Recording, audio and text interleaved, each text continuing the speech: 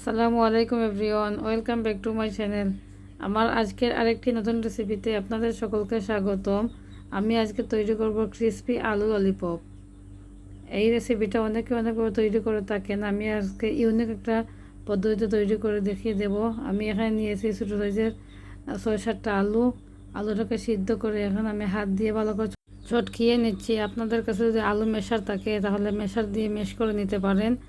এখন আমি অ্যাড করব 1/3 কাপ পরিমাণ গাজর কুচি, এরপর আমি অ্যাড করব 1/3 কাপ পরিমাণ পেঁয়াজ কুচি, এরপর দিয়ে দিলাম 4-5টার মতো কাঁচামরিচ কুচানো।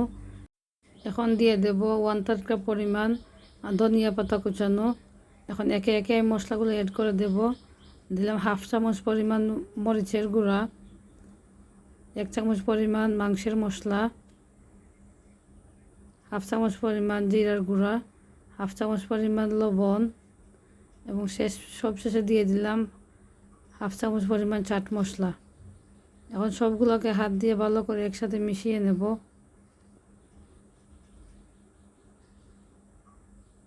গ্রামের মানুষ, আমি হাত দিয়ে কাজ করতেই পছন্দ করি। আপনাদের কাছে স্পেশাল থাকলে আপনারা স্পেশাল দিয়ে মিশিয়ে নিতে পারেন। এখন অ্যাড করে দিলাম 1/3 কাপ পরিমাণ ব্রেড গামস। এখন ব্রেড গামস দিয়ে ভালো করে আবার একসাথে মিশিয়ে নেব। ভালো করে যখন মেশানো হয়ে যাবে তখন একটা কাঠি নিলাম, কাঠি নিয়ে কাঠির মধ্যে ললিপপ তৈরি করে নেব। দেখেন আমি কীভাবে তৈরি করে নিচ্ছি। হাত দিয়ে আলতো করে চেপে চেপে কাঠির মধ্যে আলুটাকে লাগিয়ে নেব। কাজটা দেখতে সহজ মনে হলেও করাটা খুবই কঠিন, কারণ আলুটা কাঠি থেকে ছুটে যায়। তৈরি হয়ে গেছে। এখন আমি ললিপপটাকে কুট করার জন্য একটা পাতলা ব্যাটার তৈরি করে নেব। নিয়ে দিলাম 4 চামচ পরিমাণ ময়দা, দিলাম অল্প একটু লবণ, দিলাম 1/2 চামচ পরিমাণ মরিচের গুঁড়া। এখন একটু পানি দিয়ে পাতলা একটা ব্যাটার তৈরি করে নেব। দিয়ে দিলাম পানিটাকে ময়দার সাথে ভালো করে মিশিয়ে নেব। পানিটা যখন মেশানো হয়ে যাবে এখন দিয়ে দিলাম একটা ডিম ভেঙে, আর ডিমটাকেও ময়দার সাথে ভালো করে মিশিয়ে নেব। ডিমটা যখন ভালো করে মেশানো হয়ে যাবে তখন আমি ললিপপটাকে এই ব্যাটারের মধ্যে গড়িয়ে তারপর ব্রেড ক্রাম্ব দিয়ে ভালো করে কুট করে নেব।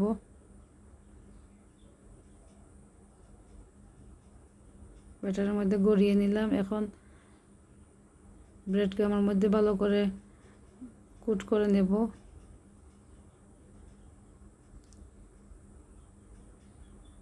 আর কুট করা হয়ে গেছে। এখন সবগুলোকে ভেজে নেব। চুলায় একটা কড়াই বসিয়ে দিয়ে দিলাম পরিমাণ মতো তেল দিয়ে তেলটাকে হাই হিটে গরম করে নিয়েছি। এখন ললিপপগুলোকে একটা একটা করে দিয়ে দিলাম। হাই হিটে ললিপপগুলোকে ভাজতে হবে, নাহলে মুচমুচে হবে না। আমি একবার উল্টে পাল্টে দিয়েছি, এখন লাল লাল করে ভেজে নিয়েছি। তেল জড়িয়ে তুলে নিচ্ছি। মাশাআল্লাহ, তৈরি হয়ে গেছে আমার ক্রিসপি আলু ললিপপ।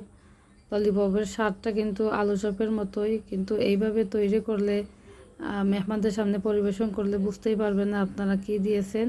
ভিউয়ার্স, যদি আমার ভিডিওটা ভালো লেগে থাকে তাহলে লাইক এবং সাবস্ক্রাইব করে চ্যানেলটির পাশে থাকবেন। সবাই ভালো থাকবেন। আল্লাহ হাফিজ।